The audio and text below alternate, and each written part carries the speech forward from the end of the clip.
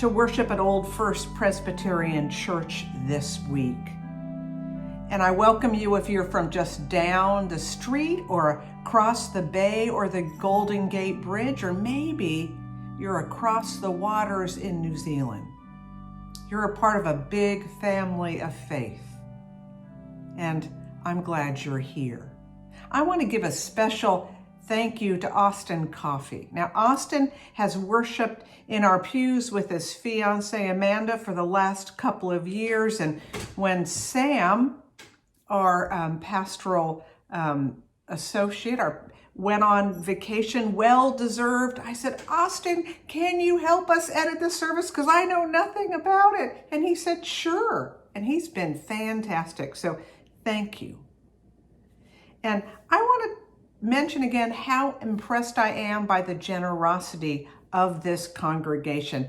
Many of you have kept up your pledges during this time of COVID, and some of you that aren't members just joining us for the first time, you're giving too, because it does take a lot to support a church. Even if we're not there on Sundays, there's staff to pay and bills to pay, and also we're keeping on giving money to the organizations we care about. So thank you for that. But last week I reminded you about the Near East School of Theology that is in Lebanon, Beirut, and told you about and showed you pictures of how when the explosive came, that big explosion came in Lebanon in the 1st of August, how it damaged the seminary there. This seminary that's been there for near 100 years and has been a place of hope and education for Protestants all over the Middle East.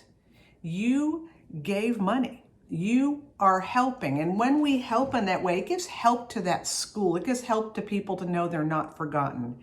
And you're helping students and faculty and their families and that whole community. So thank you for that. Last I heard, it was like over $2,000, and you can still give.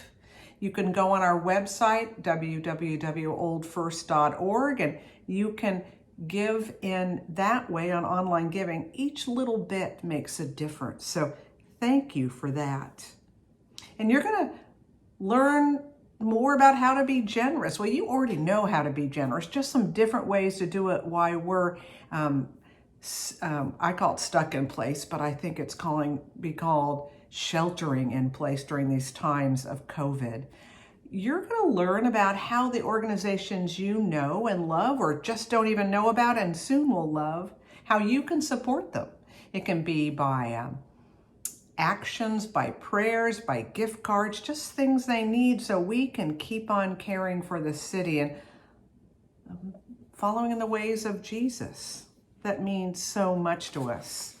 And you can join on this Walking in the Ways of Jesus during the pandemic. It's a Zoom call. It's going to be at 1 o'clock this Sunday. And you can find links to that by going on our Facebook page or in the email you got earlier today. And also, just wanted to tell you, in the preaching day, we're doing something a little bit different. We are doing the best of sermons. That means you're going to have an opportunity to watch sermons that have been preached during this time that we've been sheltering in place, and maybe you missed them, or maybe you're going to look at them in a new way. One is the Good Friday service, our very first one, but it had depth to it, and I think a Good Friday service will speak deeply to where we are now. And then we're going to do the service again that we had we had hymns on, hymn sing kind of Sunday. And then you can choose the Walk into Emmaus sermon. So you get to pick one of these three. You can watch all of them. Might be a little unusual, but who knows? And then I want you to stay tuned, because we got a surprise for you. One of your beloved seminary interns is missing the church and wanted to send greetings. So listen to this greeting from across the U.S. Hi, Old First Presbyterian Church. How are all of you? I'm just making a video to say hi to everyone. I know virtual church is not the same as being in person, so it's nice to have these little opportunities to say hello. For those of you who don't know me, I was the seminary intern there while I was going through San Francisco Theological Seminary. So I was there in the fall of 2016 to through the spring of 2017, and it was just a wonderful time. I felt so supported, particularly by Maggie, and everybody was so warm and welcoming. So thank you for that.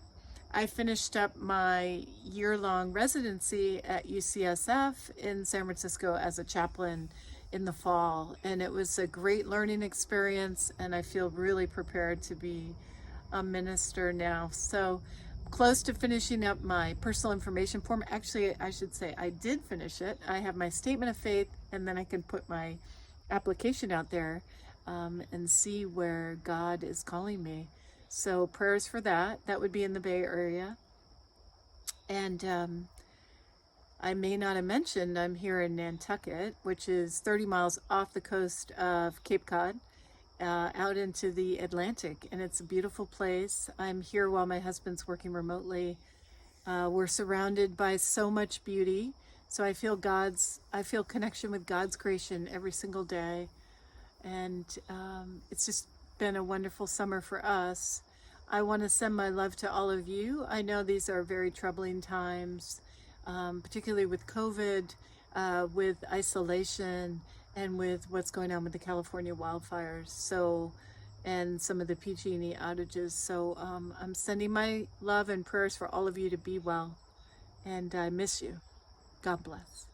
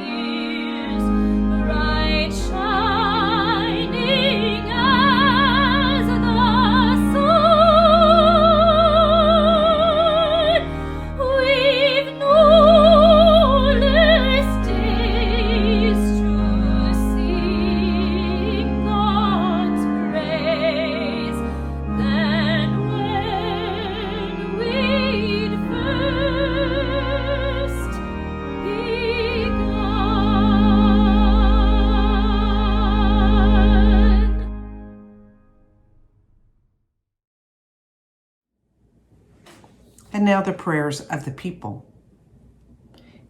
In days of uncertainty, it is a challenge to focus on what we need to get done just for each day. So call us to turn and see your compassion burning for those that are living in loneliness. When we drag our feet, help us to remove all which we believe protects us from the heat of your justice, so that we can feel the warmth of your heart for the forgotten. For you are the one we search for, God of all held captive by fear. In these days of isolation, it is so easy to become a stumbling block to your longing for the most vulnerable. So polish our hard-hearted resistance so that we can become smooth pebbles you use to pour a path for your community. When we think we only have time for ourselves, when we think you really only listen to our disrupted lives, will you open up your heart to us so that we can see its brokenness for the lost, for the least, for the little, that we can care for them as deeply as you do. You are the one who leads us to freedom, servant of the poor. And the cacophony of angry words and voices dripping with bitterness, we wonder how we can dare speak of peace and hope. So fill us with a harvest of words so that they will spill out of our hearts and tumble out of our mouths.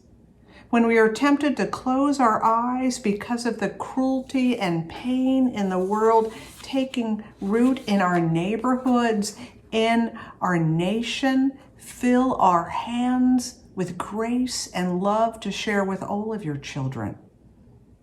We ask for prayers today for those who struggle to learn at home and those who work to teach them.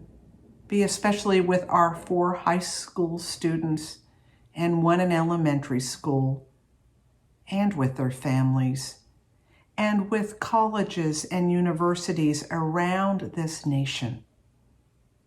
Be with those who struggle with illness and boredom and depression.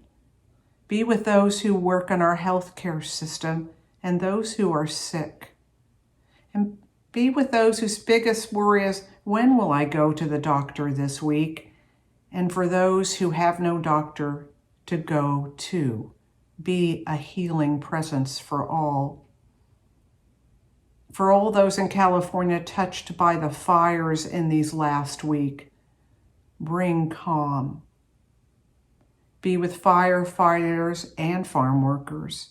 For those who's lost their homes and their livelihoods, and for those whose homes and livelihoods are threatened, be with those for whom breath does not come easy this week. May you be a breath of freshness to all. And for those on the other side of the country who are dealing with hurricanes and water, when life was already anxious enough in these days of pandemic, be with all who hurt and those who help, and be with all those involved in the upcoming elections, that there be wisdom and civility and fairness in this process. And Lord, be with those of us who just grieve over the killing, not the killing, but the hurt of another Black man. For those in Wisconsin that are saying, when will the violence stop? Be with those of us who are struggling with an awareness of our own racism and are seeking ways to be love, to be with people of color all over this land. With this pastor who knows something needs to be done in her own life and in the life of this church and the city, but is not sure to go. help all of us find a way out of racism and into justice. For you are the one who teaches us new ways. You are the one who is impassioned. And so teach us to walk in the ways of your Son, Jesus, this day and all the days of our lives. Amen, amen, amen.